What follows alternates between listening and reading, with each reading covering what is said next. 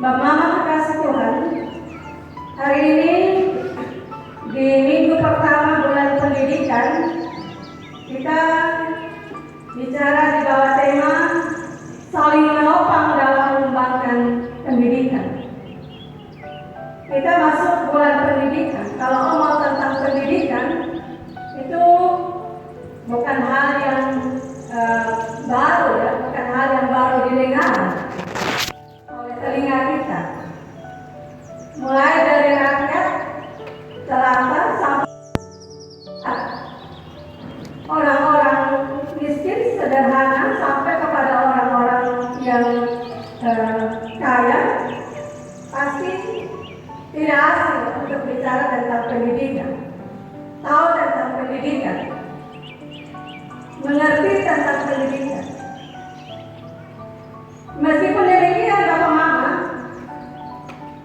barangkali dengan pendidikan itu menyisakan persoalan. Meskipun banyak orang tahu, banyak orang mengerti, banyak orang memahami pentingnya pendidikan, tetapi sekali lagi bahwa kerap kali pendidikan menyisakan juga soal, baik secara pribadi maupun juga bermasyarakat. Soalnya apa? Soalnya adalah yang pertama bisa karena biaya untuk pendidikan. Soal yang kedua bisa juga karena fasilitas dalam pendidikan. Atau juga soal yang lain, soal keterbatasan guru dalam pendidikan itu sendiri, dan banyak soal-soal yang timbul di situ. Pendidikan kita tahu begitu penting bagi kehidupan, terutama orang bilang untuk anak-anak, orang muda ini sebagai penerus bangsa. Ada beberapa persoalan dari kalangan orang muda sekarang dalam masalah pendidikan, terutama di daerah-daerah tertentu, banyak yang tidak bisa melanjutkan pendidikannya. Karena mungkin di tempat hanya ada SD, hanya ada SMP, nanti SMA atau perguruan tinggi ada di kota besar. Jadi kalau sampai di SD atau SMP mau ke kota besar, papa dan mama susah ada uang untuk kasih sekolah lain, itu juga menjadi soal bagi generasi yang orang bilang sebagai tulang punggung itu. Mama, saudara yang dikasihi Tuhan, tadi saya katakan bahwa salah satu kendalanya adalah karena biaya. Karena itu kita mendengar, kita melihat, bahkan juga mungkin kita pernah terlibat. Ada masyarakat yang biasanya mereka membuat semacam kumpul keluarga untuk mendukung anak-anaknya bersekolah. Bisa jadi ada di antara kita yang bersekolah itu karena ada orang-orang lain yang kumpul keluarga untuk kasih sekolah kita. Mereka tertolong atau bukan tertolong, bahkan mereka juga menolong untuk menanggung beban pendidikan dari anak-anak. Bapak Mama yang dikasihi dan diberkati Tuhan, hari ini kita pembacaan juga memperhadapkan pada kita satu hal yang sangat penting, yaitu tentang sikap kita untuk saling menopang dalam kasih ya. Bertolong-tolonglah menanggung bebanmu, demikianlah kamu memenuhi hukum Kristus. Bagian bacaan kita tadi. Ini ayat merupakan bagian dari nasihat Rasul Paulus kepada jemaat Tuhan di Galatia. Nasihat ini muncul sebagai respon Paulus terhadap keadaan dari jemaat yang ada di sana, di mana tidak semua jemaat hidup benar. Ada yang jatuh dalam perbuatan dosa karena roh kedagingan yang kuasai mereka. Ada juga yang berdiri teguh karena memberi hidup dipimpin oleh Roh Allah, tapi kemudian mereka menghakimi orang-orang yang jatuh. Paulus tidak ingin ada orang-orang yang bermegah atau ada orang-orang yang berbangga diri atas kejatuhan orang lain, atas kelemahan orang lain. Karena itu dia bilang bertolong-tolonglah menanggung beban. Itu satu hal yang penting, itu satu dorongan yang penting bagi jemaat yang ada di Galatia. Bapak, saudara-saudara yang dikasihi Tuhan, di sini kita diperintahkan untuk bertolong-tolongan menanggung beban. Bertolong-tolongan menanggung beban ini mengajarkan kita beberapa hal. Yang pertama, kita melatih kesabaran dan belas kasih kita kepada mereka yang mengalami yang namanya kelemahan. Artinya kelemahan dalam hal ini seperti yang tadi saya katakan bahwa ada orang yang lemah kehidupan rohani, tapi kita diminta untuk bertolong-tolongan menanggung, melatih kita pun kesabaran, melatih kita pun belas kasihan untuk melihat mereka. Artinya bahwa kita tidak menghakimi orang yang berbuat dosa sebagai mereka yang sesat atau yang binasa, lalu kita bermegah diri atas kejatuhan dari orang-orang lain. Justru yang jatuh karena rohaninya, kita atau orang yang kuat harus menanggung, harus menunjukkan tanggung jawab Kristennya bagi mereka yang jatuh. Dengan apa? Dengan menolong dia kembali ke jalan yang benar. Itu bertanggung jawab untuk menolong, menopang, menolong dia ke jalan yang benar. Kita berdoa bagi dia, memberi kesempatan berubah kepada dia. Itu hal yang pertama tentang bertolong-tolongan menanggung beban. Lalu hal yang kedua, bertolong-tolongan menanggung beban di sini juga yang Paulus maksudkan adalah itu meliputi cara kita menolong orang-orang yang memerlukan berbagai bantuan, ya. Mengajak kita untuk bela rasa satu dengan yang lain. Setiap orang mungkin punya kekurangan, punya permasalahan, punya tantangan. Maka bertolong-tolonglah dengan mereka dalam menanggung beban hidup mereka. Ada yang memerlukan bantuan pada saat-saat kesusahan, pada saat-saat kesakitan, pada saat-saat kesulitan uang. Paulus ingin kasih ingat kita tentang tanggung jawab sosial kita untuk sesama kita yang lain. Setiap orang mesti sadar bahwa kita hidup ini tidak secara sendiri-sendiri, ya. Selalu setiap saat kita dikasih ingat bahwa kita hidup tidak bisa sendiri-sendiri dan tidak bisa hidup untuk diri sendiri. Melainkan kita sadar bahwa itu adalah bagian dari persekutuan anggota keluarga yang di dalamnya berlaku prinsip hidup saling membutuhkan satu terhadap yang lain. Manfaat hidup bersama dalam satu persekutuan merupakan hal yang penting untuk kita bisa berbagi suka dan duka dalam pelayanan. Bagi Paulus, orang beriman mereka dapat saling menopang ketika ada yang mengalami kesulitan, saling peduli kepada saudara-saudara yang mengalami kesulitan. Kita saling menolong menanggung beban. Apa kegunaan dari saling menolong menanggung beban? Yang pertama, kita bisa bantu mereka untuk bertahan di masa-masa yang sulit. Manfaat atau kegunaan yang lain adalah menambah kekuatan anggota untuk bisa bangkit dan berdaya guna. Dan kegunaan yang ketiga adalah memperlihatkan kesatuan dari anggota untuk saling menopang. Betul, ada dalam satu gereja, ada dalam satu keluarga besar, ada dalam satu lingkungan. Ketika kita saling menanggung beban, itu menunjukkan bahwa kita punya kesatuan anggota gereja, kesatuan sebagai persekutuan di dalam keluarga kita. Itu terlihat baik, aman. Tidak ada yang memandang dirinya lebih lalu tidak melihat saudara-saudara yang lain. Mereka saling menopang. Bapak, saudara-saudara yang dikasihi dan diberkati Tuhan. Kemudian hal yang ketiga, ketika kita diperintahkan untuk bertolong-tolongan menanggung beban, itu juga mengajarkan kepada kita dari apa yang dicatat oleh Paulus bahwa jangan bersikap sombong. Bertolong-tolongan menanggung beban itu sombong. Tapi kalau dia tidak ada dalam sikap untuk saling bertolong-tolongan, maka dia menunjukkan kesombongan hidupnya. Jangan bersikap sombong. Paulus sadar bahwa bagaimana kesombongan akan menjadi halangan besar bagi kita untuk punya kerendahan hati dan bela rasa bagi orang-orang lain. Kesombongan, keangkuhan mencondongkan kita untuk mencela orang lain atau mengutuk saudara-saudara kita, bukan menanggung kelemahan-kelemahan mereka.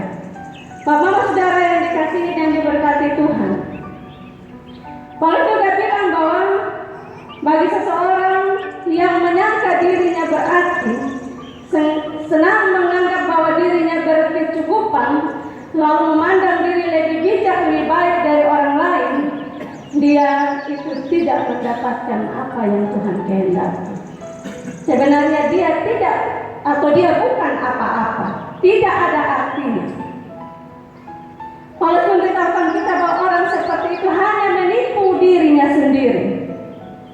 Karena itu nasihat dari Paulus bagi kita semua, supaya mari kita bersikap rendah hati, tidak sombong kepada yang lain, kepada mereka yang berkekurangan, kepada mereka yang sedang ada dalam keterpurukan. Alkitab bilang dalam Filipi 2 ayat 3, jangan mencari kepentingan diri sendiri atau pujian yang sia-sia. Sebaliknya hendaklah dengan rendah hati yang seorang menganggap yang lain lebih utama daripada dirinya sendiri. Lihat bahwa menyombongkan diri hanyalah menipu diri. Kalau tidak sesuai dengan kasih yang harus kita berikan pada orang lain, menyombongkan diri juga berarti tipu diri. Dan tidak ada tipuan yang lebih berharga di dunia ini daripada menipu diri sendiri. Jadi Bapak Mama saudara, 3 hal paling kurang ya yang saya temukan dalam bacaan ini, ada banyak. Tapi 3 hal ini Paulus ungkapkan atau Paulus sampaikan kepada kita dalam hidup bertolong-tolongan. Mengerti kita untuk melihat orang lain dari sisi mereka, kalau ada yang lemah, ada yang terbatas, kita bertanggung jawab untuk menolong mereka. Kemudian juga kita menolong mereka dalam berbagai kesulitan mereka, kesulitan banyak hal, ketika mereka sakit, ketika mereka kesulitan keuangan dan seterusnya. Dan Paulus juga kasih ingat kita, kalau mau hidup bertolong-tolongan, jangan sombong hati. Bapak saudara, berdasarkan apa yang Paulus bilang tentang bertolong-tolongan, memberi topangan yang baik, maka kita coba mencatat beberapa hal yang penting bagi kita berkaitan dengan tema kita hari ini, yaitu saling menopang dalam mengembangkan pendidikan. Hal yang pertama, topangan yang pertama yang dibutuhkan adalah doa.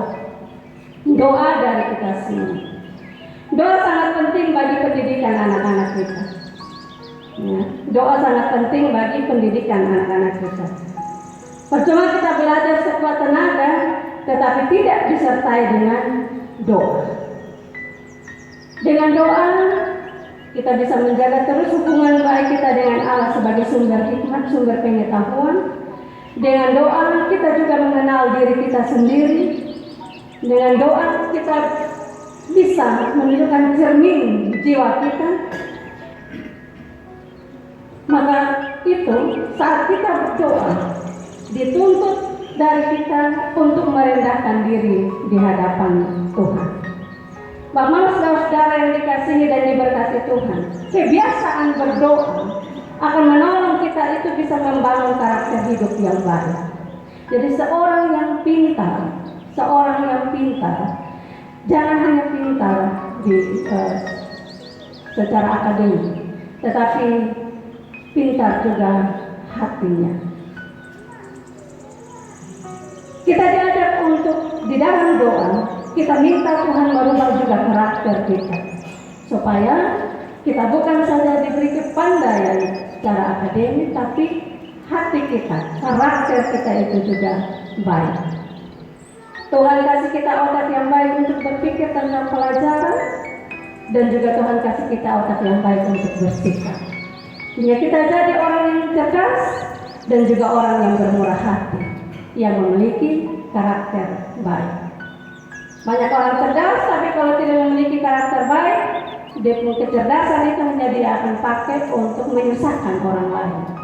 Pintar sekali segala macam, tapi dia punya kecerdasan dia pakai untuk menyusahkan orang lain. Kasih jatuh sini, kasih jatuh sana, kasih jatuh orang, rakit bom sini sana, lalu bikin masalah.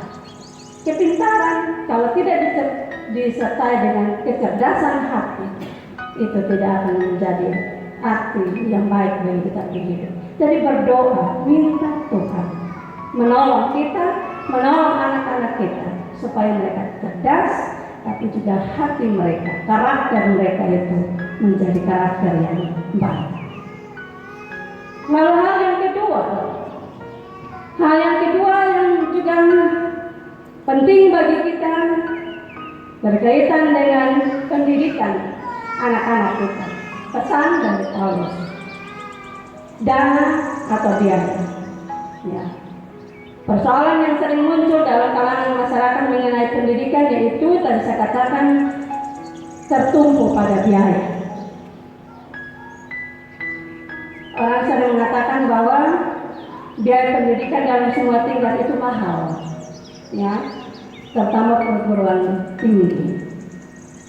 Dan tadi bilang juga bahwa akhirnya banyak orang dia paling hanya bisa sampai di pendidikan dasar 9 tahun. As itu susah mampu lagi. Tapi bagaimana saudara-saudara yang dikasihi dan diberkati Tuhan, saya kira kalau kendala biaya, tingginya biaya pendidikan kita sebagai orang tua, itu jangan menjadi alasan untuk kita kemudian menyerah dan tidak memberikan pendidikan terbaik untuk anak-anak kita. Banyak usaha yang dapat dilakukan oleh orang tua.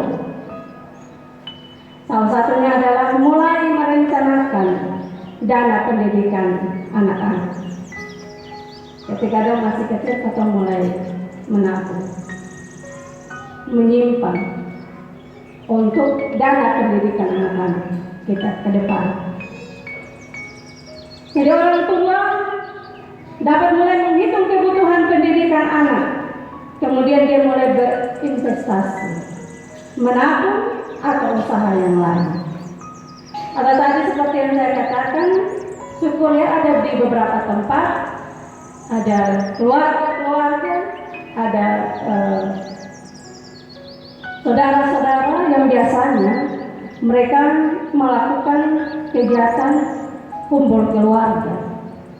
Jadi ada kegiatan kumpul keluarga, mereka turut merasakan kekurangan dari keluarga yang lain, mereka menopang, mengumpul uang untuk pendidikan anak-anak. Saya tidak tahu apakah di PMKC Waleta itu ada, tapi saya mendengar kesaksian dari teman pelayan kami di Sabu, itu tempat mereka ada punya kebiasaan seperti itu. Dan itu sangat menolong anak-anak untuk bisa menggapai apa yang mereka cita-citakan. Nah, kali kumpul untuk keluarga ini, anak ini, nanti yang berikut kumpul lagi untuk yang lain. Bapak saudara-saudara yang dikasihi dan diberkati Tuhan, bertolong-tolongan seperti itu sungguh amat baik bagi anak-anak kita. Itu jauh lebih baik, lebih penting. Bukankah ketika anak-anak itu berhasil, nanti dia akan membawa keharuman bagi nama keluarga, bagi orang tua, bagi gereja. Biasakan kita bangga ketika kita anak-anak itu berhasil. Saya bangga sekali kalau anak-anak jemaat Exodus dan Kasih Waleta ini berhasil. Kemana-mana saya akan bercerita kepada orang lain. Saya punya anak ini. Dia berhasil dalam bidang ini dan ini. Satu kebanggaan tersendiri bagi kita. Bapak saudara-saudara yang dikasihi dan diberkati Tuhan. Ada seorang ahli statistik Inggris, dia bilang begini, pendidikan itu membutuhkan biaya. pendidikan itu membutuhkan biaya. Tapi tidak berpendidikan juga membutuhkan biaya. Karena itu, jangan takut untuk memberi anak pendidikan yang lebih tinggi. Karena kalau orang takut memberikan anak pendidikan yang lebih tinggi, mereka pikir bahwa, aduh butuh biaya yang banyak ini, kemana? Tapi tidak berpendidikan juga butuh biaya. Lebih baik biaya itu kita pergunakan untuk mereka, anak-anak kita, memenuhi kebutuhan mereka secara khusus tentang pendidikan. Jangan takut untuk memberi anak-anak kita pendidikan yang lebih tinggi. Tanya pada diri kita, bagaimana dengan pendidikan anak-anak kita? Dan sampai ketemu uang untuk beli lipstik lebih banyak daripada uang untuk tabung anak ini. Pendidikan itu yang mesti dipikirkan, dirubah.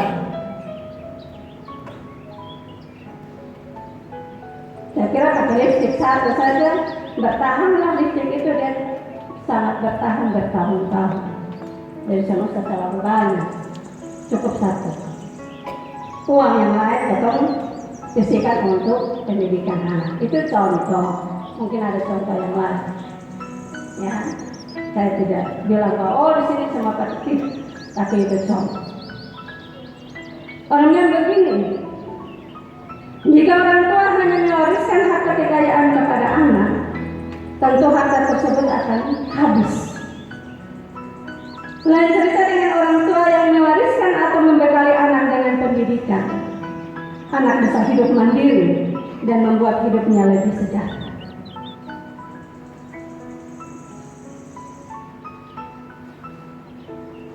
Bapak Mama saudara-saudara yang dikasihi dan diberkati, itu hal yang kedua, dana biaya. Bertolong-tolonglah untuk saling menopang dengan keluarga besar, dengan kelompok-kelompok arisan. Saya lihat di sini ada kelompok-kelompok arisan. Mari kita saling bertolong-tolongan. Lalu hal yang ketiga, nasihat yang ketiga bagi kita adalah tidak bersikap sombong. Ya. Kebiasaan kita orang Timor ini, anak-anak yang tinggal dalam rumah itu bukan hanya anak kandung kita ya, tapi juga ada anak-anak dari keluarga kita yang datang dari kampung atau dari tempat yang jauh. Mereka datang untuk cari ilmu. Ya, apalagi kita di Kupang sini, biasa ada keluarga dari kabupaten, keluarga dari mana datang tinggal di rumah untuk cari ilmu, untuk pendidikan yang lebih tinggi.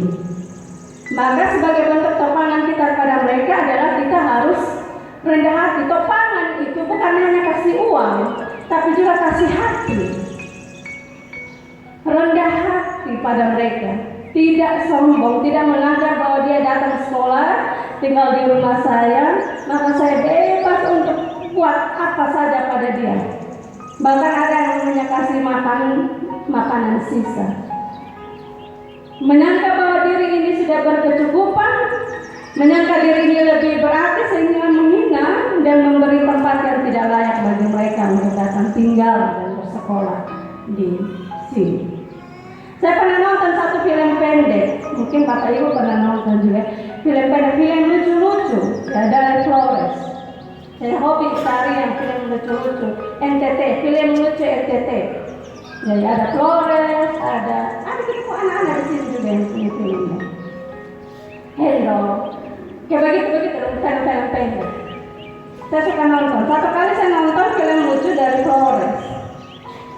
Bercerita tentang seorang bapak yang antar di Parana untuk sekolah di kota besar. Dan bapak antar anaknya untuk sekolah di kota. Tinggal dengan dia tante yang kaya raya. Waktu bapak antar, tantanya baik sekali, sambut dong dia baik, kasih makan, kasih minum, bilang sudah Bu, lu kasih tinggal dia di sini, nanti kita urusan dia kok. Bukan datang antar supaya di sekolah di sini toh.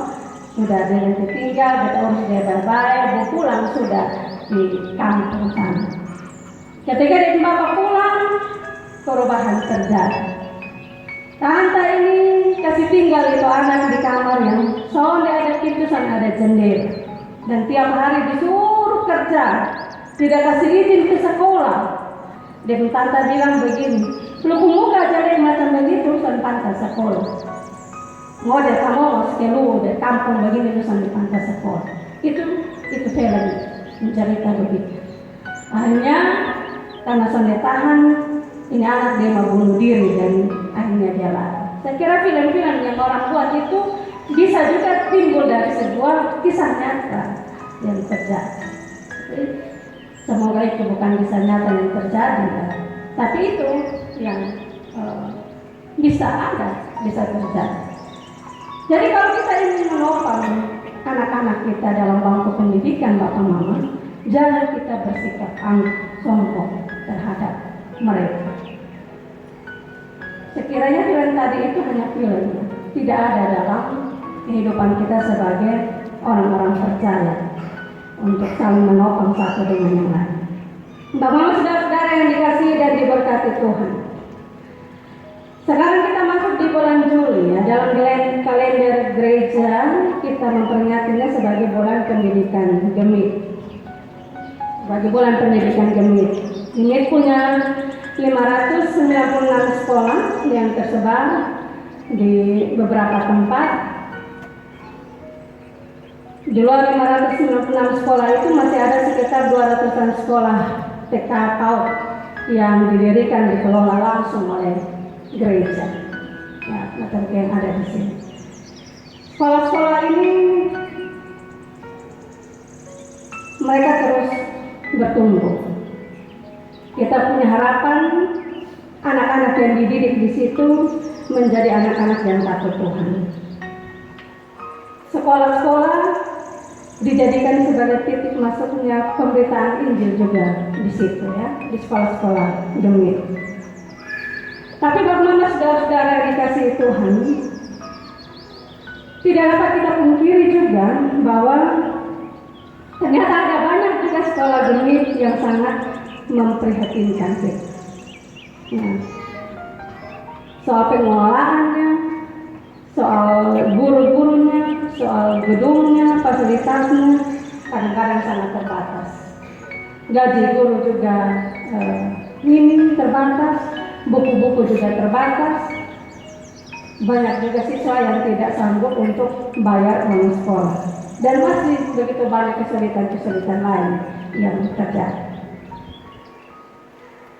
Situasi-situasi yang seperti itu mau sebenarnya menggugah kita semua anggota gereja Gemit. Anggota Gemit ini orang-orang yang diberkati sungguh luar biasa oleh Tuhan. Mari coba kita memperhatikan, menolong, saling bertolong-tolongan kita untuk menanggung beban pendidikan. Secara khusus pendidikan di Gemit, supaya jangan lagi kita mendengar ada sekolah-sekolah yang akhirnya tutup. Jangan lagi kita mendengar bahwa ada guru-guru yang akhirnya mereka tidak mendapatkan kesempatan untuk mengajar karena untuk biaya mereka juga sulit. Karena itu Bapak Mama saudara, sekali lagi bahwa di kesempatan saat minggu ini kita diminta sebagai anggota gereja Mesih Injil Timur, kita terpanggil untuk menyatakan kasih kita melalui bertolong-tolongan menanggung beban.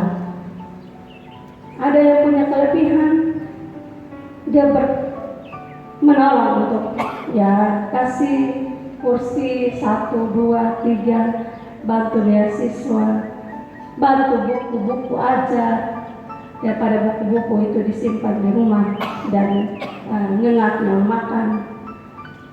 Bisa juga menjadi orang tua asuh dan memberi bantuan-bantuan yang lain bagi anak-anak kita. Dan satu hal yang penting adalah mendukung di dalam doa. Itu sangat kita harapkan.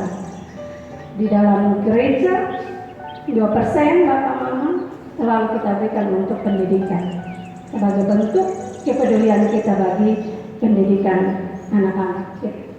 Dan itu sekali lagi Bapak Mama, mari bertolong-tolongan menanggung beban. Demikianlah kamu memenuhi hukum Kristus. Amin.